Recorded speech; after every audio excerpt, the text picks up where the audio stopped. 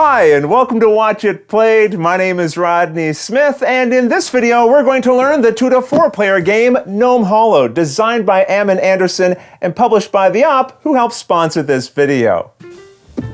Have you ever met a gnome?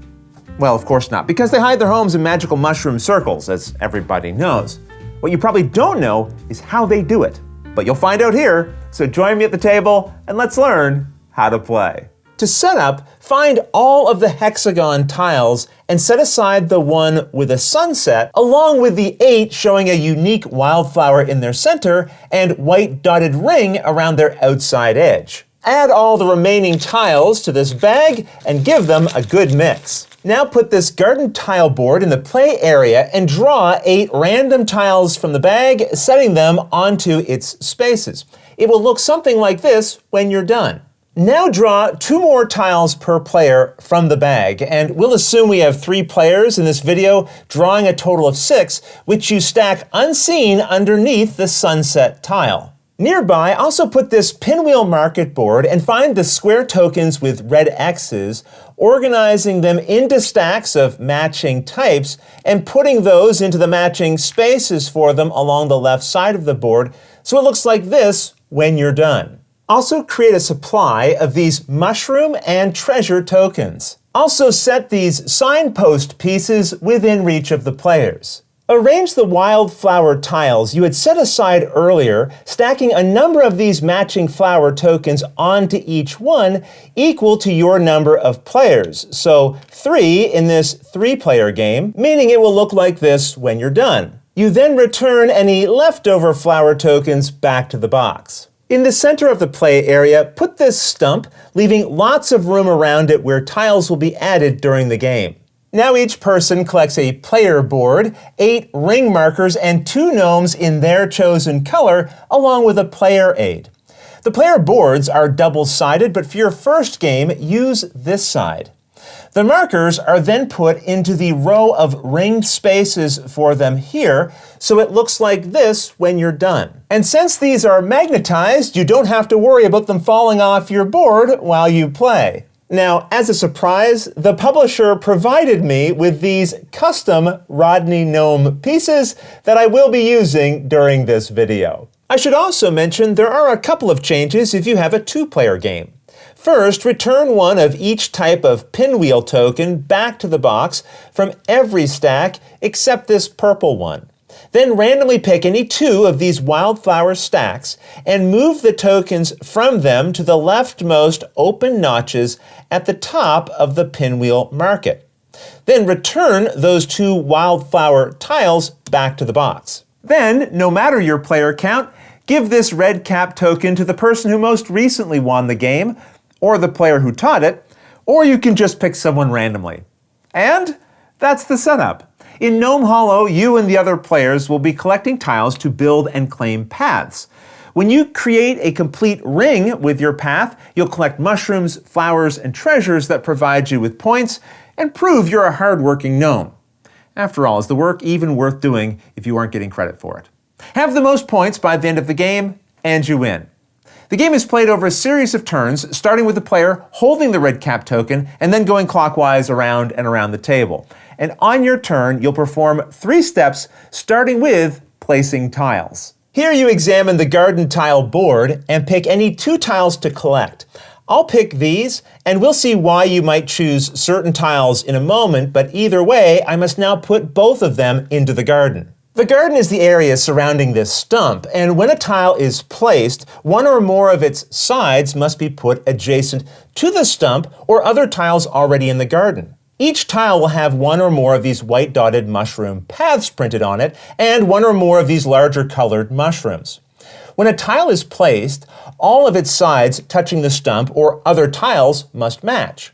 So a side with a path may only go into another path, while a solid grass edge may only touch a grass edge side. But don't forget, all sides that touch must match, so this isn't a legal placement. Here we have a path going into a path, so that's correct, but then the path here is going into a solid grass edge side. So I might rotate it like this for a proper placement. The tiles also have a reversed image of the same paths on their other side. So if you find a tile isn't quite fitting the way you'd like, flipping it over might help. After placing the 2 tiles you chose, draw 2 random ones from the bag to fill in the empty spaces of the garden tile board. Then it's time to check and see if the tiles you placed created any paths of white dotted mushrooms that form a closed loop referred to as a ring in the game. And sure enough, we did right here. You now add a mushroom token to the ring from the supply that matches each one shown along the completed ring. So yellow and red in this case. The purple one here is on a separate path, so don't include it. I'll just move these for a moment because now you need to count the number of tiles that make up the completed ring, including the stump if it's part of it. So this is a ring of 1, 2, 3 tiles. Then move your leftmost ring marker from this row to one of the open spots beneath the value matching the size of your ring. Ours was 3 tiles big, so the marker would have to go into this spot as that's the only option there. If we had completed a ring made from 5 tiles, we'd instead put our marker into any one of these 4 spaces. Many spots show a reward represented by the icon beside it, which you collect as soon as you add a ring marker there. Resolving those rewards, if any, is actually the second step of a player's turn, but in our case, we didn't earn a reward. We'll come back later and see how you resolve these rewards, but for now I should point out that each space beneath a column can only hold at most 1 marker. So once you've filled all the spaces beneath a column, then you won't move a marker the next time you complete another ring of that size. So in a case like this, if we completed a ring with 3 tiles or 5 tiles, we wouldn't move a marker. I'll also point out this column is for completing rings made up of 7 or more tiles. As the game goes on and you complete more rings and move more markers, keep an eye out for spaces that have what is known as this wildflower symbol. When you move a marker from any one of these types of spaces, before resolving the bonus showing in the space you moved your marker to, if any, first immediately resolve this wildflower effect. To do this, pick any one of the wildflower stacks created during setup and take the top flower token from it. Add it into the leftmost open space for it here at the top of your board. These will earn you points at the end of the game, but you can never have more than 1 of each type of wildflower. You then move all the remaining flowers from the stack you chose to the leftmost open space at the top of the Pinwheel market board. Finally, collect the remaining wildflower tile itself. This is added to an area in front of you known as your storage, and you can only have at most 2 tiles stored at a time, and only one of them can be a wildflower. We'll see how you can store other types of tiles later, but be aware, you only store tiles when an effect gives you that option. If an effect ever gives you a tile to store when you already have 2, you must pick any one of them, which could include the one you just gained, to remove from the game, returning it to the box. As it says here on your player aid, during the Place Tiles step, you can place any of the stored tiles you have before, during, or after the 2 you collected from the garden tile board.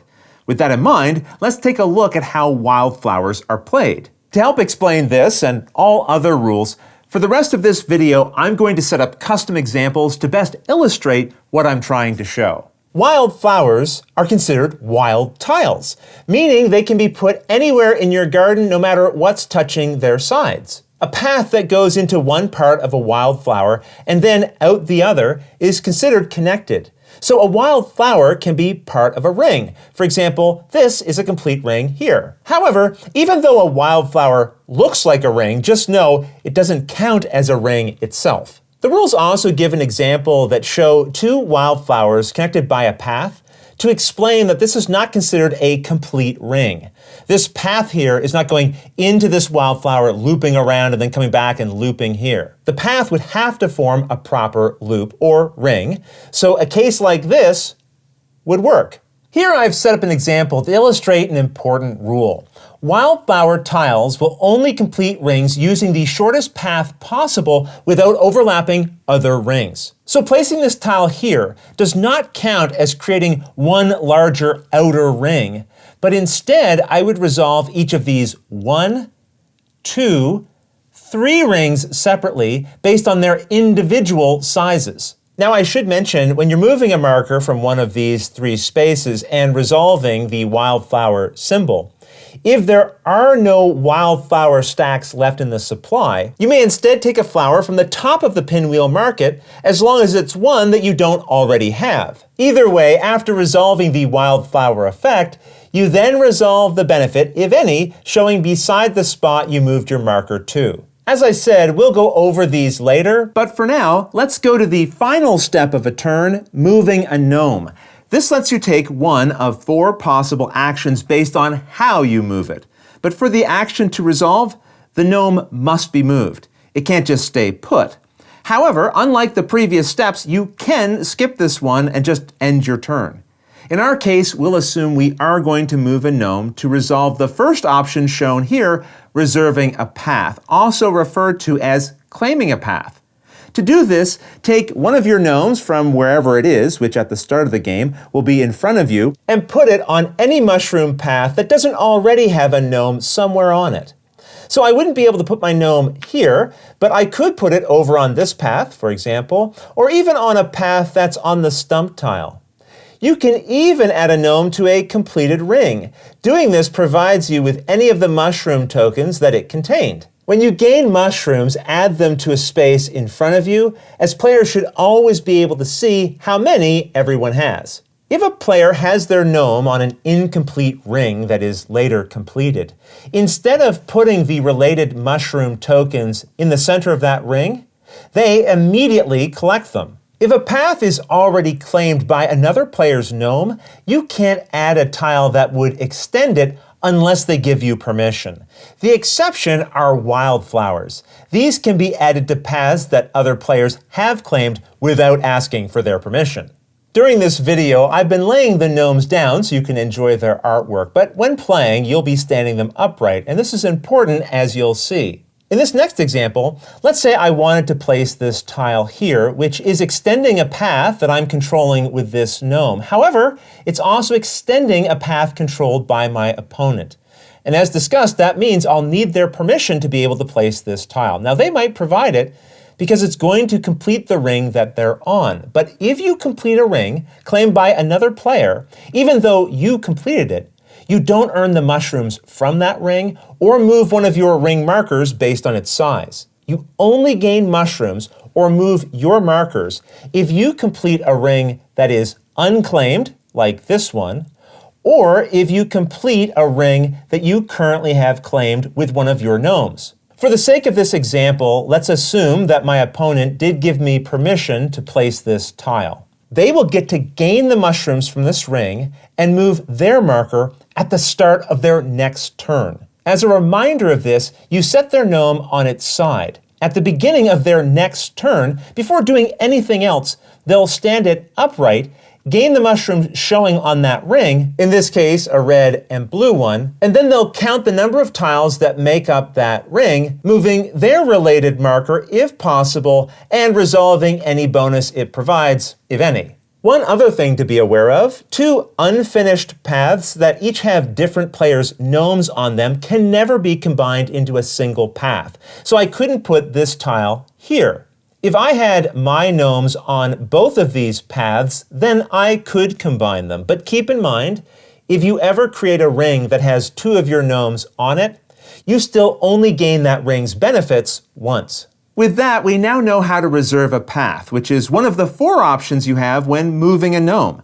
And we'll learn about the other options later, but they'll make more sense after we learn about the rest of the bonuses you can resolve during this step. Just a quick reminder, anytime you complete a ring made up of 5 or more tiles, after moving your leftmost marker to one of that related column's spaces, you then immediately earn the reward showing beside it. So let's go through all of these, starting with this flower pot symbol. This allows you to come to the Pinwheel market board and collect a single flower token from its top, as long as it's one that you don't have already. Remember, flowers you collect are put here in the leftmost open slot at the top of your board, and we'll see their value a little later. Here's an interesting one.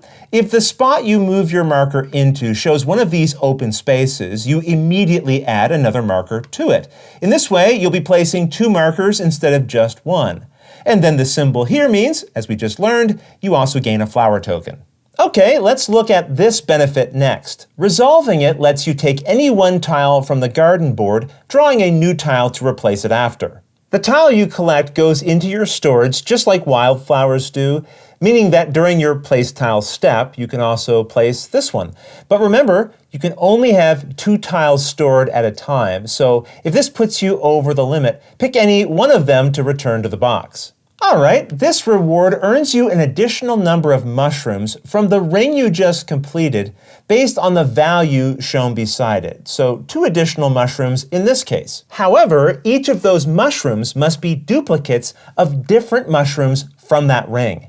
If I had just completed this ring, I would have gained these mushroom tokens automatically, and then that ability would gain me 1 more of any 2 of these. So I might gain an extra copy of this one and this one, or instead, this one and this one. You get the idea. Now, I couldn't gain 2 extra copies of this mushroom because each one you pick to duplicate can only be duplicated once. Now, I could get 2 extra copies of this type of mushroom by duplicating this one and then separately duplicating this one. The final type of benefit is represented by this signpost icon, which can be used in one of 2 different ways. One option is to pick any signpost from the supply and add it to the ring you just completed, collecting the icons represented by the symbols on the sign. We'll go over these symbols in a moment, but the other way you can resolve the signpost benefit is to simply gain the benefits from the icons of any one signpost already in the garden, no matter who had originally placed it. And those are all of the benefits you can gain from moving your marker to one of these columns. With that understood, notice that the back of your player aid explains these symbols and benefits if you need a reminder while playing. But now let's go back to the Move a Gnome step, because as I mentioned earlier, during this step you can take one of 4 possible actions here by moving a single gnome from wherever it is to the related space. One option was to claim a path by moving a gnome to it. Another option you may instead take is to collect a flower. Simply move a gnome to the top of this Pinwheel market board and collect any one flower you don't already have, keeping in mind any number of gnomes can be assigned to this area. Another option is to instead visit a signpost with your gnome. Just move it to the center of a completed ring showing a signpost and immediately gain its rewards. The benefits for most signposts are mushrooms you take from the supply. For example, in this case, 3 yellow ones, or here you would gain a pink and a blue mushroom. This gains you a garden tile from the garden board for your storage, and then after you'd refill the board from the bag. The final option you may instead take when moving your gnome is to visit the Pinwheel market. This is the stump in the middle of the garden. When you move a gnome here, you may sell up to 2 sets of different types of mushrooms you've collected. You then refer to the numbered columns of the Pinwheel market board that match the number of mushrooms within the sets you're selling, and compare that against the row matching the types of mushrooms being sold. So if I was selling these 5 blue mushrooms, I'd refer to column 5 and this row, which would bring me to this space. This symbol represents treasure points, 7 in this situation. I'd now collect that value in treasure tokens from the supply to put in front of myself. If I was also trading in 3 pink mushrooms, then I'd gain an additional 3 points in treasure. And remember, with this action, you can trade in up to 2 sets of different types of mushrooms. After each sale of 3 mushrooms or more, move a Pinwheel market token matching that mushroom's type to the related space that you earned treasure from. For the rest of the game, those spaces will no longer be available for players to make a sale on, so no one will be able to sell a set of 3 pink mushrooms or 5 blue mushrooms for the rest of the game. In fact, once all of the tokens for a type of mushroom have been placed within a row, the only sale players can make for that type of mushroom from now on is from this column, allowing the sale of just 2 of that type of mushroom at a time when taking this action. You never move a marker to this column when selling 2 of a mushroom because this column is always available for players to use. And that covers the 4 options for moving a gnome. Once that step is complete, the next player in clockwise order takes their turn. And turns will continue like this until the end of the game is triggered in one of 3 possible ways. Either a player collects their 8th flower token, or moves their 8th ring marker, or the bag runs out of tiles. If any of these conditions occur, put the garden tiles under this sunset into the bag and then play as many turns as would be necessary to ensure that each player has had an equal number of turns. After that, starting with the first player and going in clockwise order, each player performs 1 additional move a gnome action if they want, and then it's time for final scoring. First, gain the point value showing under the rightmost flower token above your board. 10 points in this case. Add to that the value above the rightmost empty ring marker space on your board. So 18 points here. Then add in the value showing on all the treasure tokens you collected. So here we have another 24 points. Your leftover mushroom tokens aren't worth any points. The player with the most points wins and collects the mayoral red cap token. In the case of a tie, the tied player with the most leftover mushroom tokens wins. And if there's still a tie, the tied players share the victory. The game also comes with an optional mushroom trade board you can include in your games. When visiting a signpost, in addition to gaining its typical benefit, you can also perform one of the 2 trade options it shows below it. For additional variety, you can also play using the other side of the player boards, where moving your marker to these spaces now requires creating both the size and shape of the ring shown in that related section. Otherwise, that's everything you need to know to play Gnome Hollow. If you have any questions about anything you saw here, feel free to put them in the comments below and I'll gladly answer them as soon as I get a chance. You'll also find forums for discussion, pictures, other videos, and lots more over on the games page at Board Game Geek, and I'll put a link to that in the description below. And if you found this video helpful, please consider giving it a like, subscribing, and clicking that little bell icon so you get a notification anytime we post a new video. And if you'd like to support us directly, you can join our Patreon team, which I'll have linked below. But until next time, thanks for watching.